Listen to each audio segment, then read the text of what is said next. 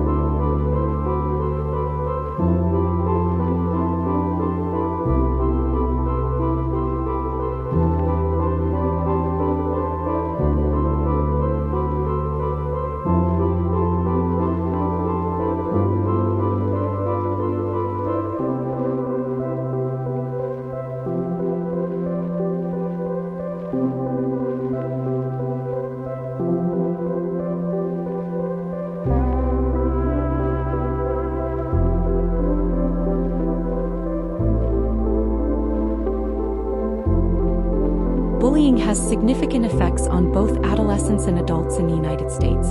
Here are some key statistics. 19.2% of students aged 12 to 18 reported being bullied in the 2021 to 2022 school year, with higher rates among middle school students, 26.3%, compared to high school students, 15.7%. 34% of teenagers aged 12 to 17 experienced bullying in the last 12 months during July 2021 to December 2023. 31% of Americans have been bullied as an adult, with many reporting that the behavior has become more accepted in recent years. 35% of U.S. parents are extremely or very worried about their children being bullied, with 40% concerned about online harassment and bullying. These statistics highlight the widespread nature of bullying and its potential long-term effects on mental health and well-being. It is crucial to address bullying at all levels to prevent its negative impact on individuals and society as a whole. There is a strong link between bullying and suicide, as suggested by recent bullying-related suicides in the US and other countries. Parents, teachers, and students learn the dangers of bullying and help students who may be at risk of committing suicide. In recent years, a series of bullying-related suicides in the US and across the globe have drawn attention to the connection between bullying and suicide. Though too many adults still see bullying as just part of being a kid, it is a serious problem that leads to many negative effects for victims, including suicide. Many people may not realize that there is also a link between being a bully and committing suicide. The statistics on bullying and suicide are alarming. Suicide is the third leading cause of death among young people, resulting in about 4,400 deaths per year, according to the CDC. For every suicide among young people, there are at least 100 suicide attempts. Over 14% of high school students have considered suicide, and almost 7% have attempted it. Bully victims are between 2 to 9 times more likely to consider suicide than non-victims, according to studies by Yale University. A study in Britain found that at least half of suicides among young people are related to bullying. 10 to 14-year-old girls may be at even higher risk for suicide, according to the study above. According to statistics reported by ABC News, nearly 30% of students are either bullies or victims of bullying, and 160,000 kids stay home from school every day because of fear of bullying. Bully-related suicide can be connected to any type of bullying, including physical bullying, emotional bullying, cyberbullying, and sexting, or circulating suggestive or nude photos or messages about a person. Some schools or regions have more serious problems with bullying and suicide related to bullying. This may be due to an excessive problem with bullying at the school. It could also be related to the tendency of students who are exposed to suicide to consider suicide themselves. Some of the warning signs of suicide can include showing signs of depression like ongoing sadness, withdrawal from others, losing interest in favorite activities, or trouble sleeping or eating, talking about or showing an interest in death or dying, engaging in dangerous or harmful activities, including reckless behavior, substance abuse, or self-injury, giving away favorite possessions and saying goodbye to people, saying or expressing that they can't handle things anymore, making comments that things would be better without them.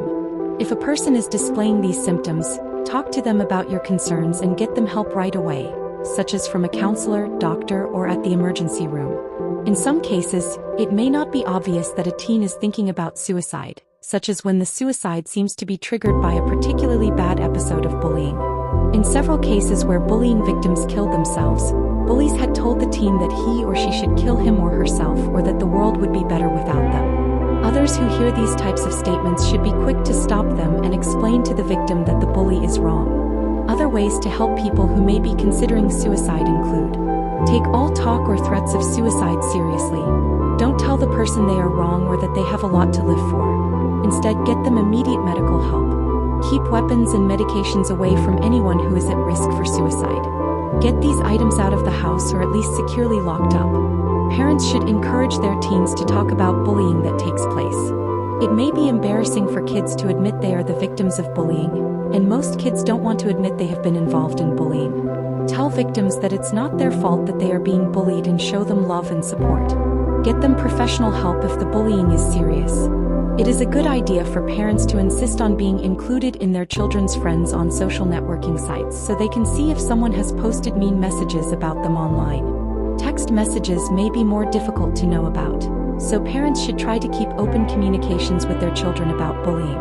Parents who see a serious bullying problem should talk to school authorities about it, and perhaps arrange a meeting with the bully's parents.